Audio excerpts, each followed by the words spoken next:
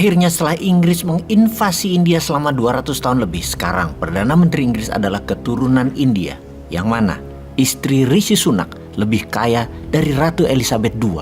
Istri Rishi Sunak, Ashata Murthy, adalah putri dari Narayana Murthy, Bill Gates-nya India yang kekayaannya diperkirakan antara 60-80 billion dolar. Kita detailkan siapa Rishi Sunak. Lahir di Southampton, Inggris di tahun 1980, bachelornya dari Oxford University, masternya dari Stanford. Menjadi Perdana Menteri Hindu pertama Inggris, orang Asia pertama menjadi Perdana Menteri Inggris, di mana mungkin kehadirannya menjadi Perdana Menteri Inggris ini menjadi karma balasan buat Inggris. Siapa tahu.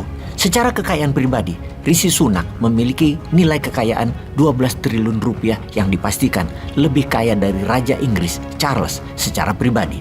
Mengapa ada kata akhirnya di awal narasi Bosman ini? Video narasi kali ini bukan hanya memirror kejadian Inggris, namun ingin membangkitkan semangat juang dan wawasan Nusantara agar generasi Zoomer, yaitu para milenial dan zilenial, untuk berani mengungkap kebenaran sejarah dan berani menantang segala tindakan penjajahan di muka bumi ini agar Indonesia menjadi negara berdaulat dan menjadi negara independen secara utuh, juga menjadikan Indonesia negara superpower di tahun 2045. Kita ke sejarah Inggris dan India dulu.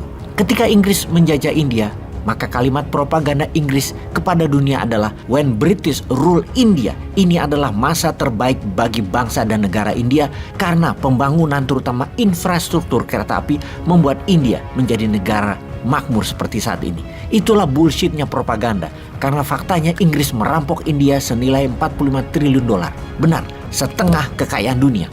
Keserakan Inggris dengan revolusi industrinya adalah pembalikan fakta bahwa kemajuan revolusi industri Inggris adalah menggunakan uang hasil merampok India. Dalam catatan sejarah yang dibuat oleh sejarawan India dikatakan di antara tahun 1765 hingga 1938 Inggris telah merampok India senilai 45 triliun dolar atau setara 2000 kali APBN Indonesia atau 40 kali GDP Indonesia saat ini. Di abad ke-17 dan 18, India adalah salah satu negara terkaya di dunia. Dikatakan kaya itu bukan kekayaan alamnya seperti Indonesia dulu dan hingga saat ini.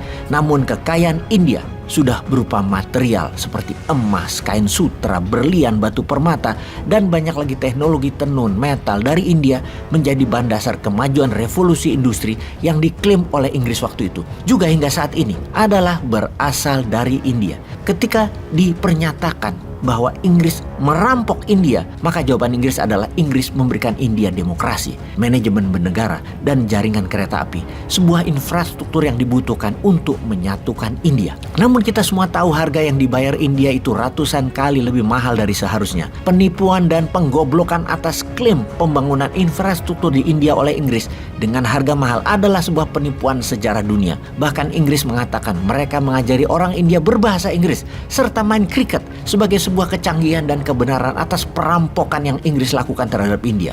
Ada sebuah survei menarik di mana hasil akhirnya 2/3 penduduk Inggris yang dilakukan survei di tahun 2014 tersebut terhadap sejarah Inggris di India menyatakan bahwa Inggris telah memakmurkan India dan India seharusnya berterima kasih kepada Inggris. Sebuah pembalikan sejarah yang sangat cantik di Inggris. Jangankan rakyat Inggris biasa, Perdana Menteri Inggris James Cameron waktu itu ketika ditanya tentang penjajahan kerajaan Inggris atas India, Inggris sangat membantu India menjadikan India seperti sekarang menjadi makmur. Dan apa yang dilakukan Inggris 200 tahun yang lalu adalah sebuah kebenaran sejarah. Tidak ada pernyataan atas perkosaan rakyat India oleh Inggris. Tidak ada pernyataan atas diambilnya harta dan teknologi India oleh Inggris. Dibatasinya rakyat bergerak dengan hukum yang tidak adil. Pajak yang tinggi oleh politisi dunia juga sejarawan dunia. Semua itu tidak terbukti dan tidak mau diungkap. Dan semua sejarah berpihak kepada sejarah Barat. Dalam catatan sejarah dunia yang diajarkan di Barat, semua sama. Kolonialisasi Eropa juga Amerika pada saat ini adalah dikatakan tindakan mereka sebagai pembebas dari kemiskinan dan pemberi demokrasi. Sekali lagi, sesungguhnya itu bullshit lah. Aslinya, barang-barang India dibawa dengan harga murah dan dijual ke Eropa dengan harga mahal. Sehingga selama 3 abad, Inggris selalu surplus perdagangannya. Juga dengan India sebaliknya, barang India dipajak mahal di dalam negeri India sehingga Inggris untungnya double. Pembangunan kereta api itu sesungguhnya Inggris membangun untuk kepentingan dan kebutuhan Inggris sendiri. Namun India harus bayar mahal, sangat mahal sekali dari harga sesungguhnya. Semua rute yang disebut pembangunan infrastruktur itu sesungguhnya kebutuhan distribusi barang-barang ke Inggris agar lebih mudah. Revolusi industri di Inggris dilakukan dengan deindustrialisasi India. Dimiskinkan dengan tidak ada industri dan nilai tambah di India. Dipaksa jadi negara dagang saja yang lama-lama habis sumbernya, tidak ada lagi nilai tambah dari industri. Sama seperti saat ini banyak negara memilih industrinya tetap pakai Tiongkok. Negaranya pakai Tiongkok. Negara-negara menjadi terima jadi. Dalam jangka panjang pasti banyak negara jadi seperti India selama 200 tahun di bawah Inggris. India ketika dilepas Inggris di tahun 1947 adalah negara termiskin di dunia. Usaha keras India bercita-cita jadi negara superpower membawa India saat ini memiliki GDP 3.200 billion pada tahun 2021. 3 kali lebih kaya dari Indonesia yang baru mencapai 1.100 billion dolar. Usaha keras Narendra Modi contohnya patut dicontoh ketika dirinya menjadi pemimpin India. Kekayaan nasional GDP India adalah 2.000 billion. Naik 1.200 billion dalam 8 tahun pada saat dirinya menjabat. Pejabat Indonesia di tahun 2014, tahun yang sama, GDP-nya adalah 900 billion dolar. Sekarang naik 200 billion. Jadi dalam 8 tahun ketika menjabat dan mengelola negara, naik menjadi 1.100 billion GDP Indonesia. Iya, alhamdulillah, walaupun kita tahu 1.200 billion dolar dibandingkan dengan 200 billion dolar itu beda 6 kali lipat.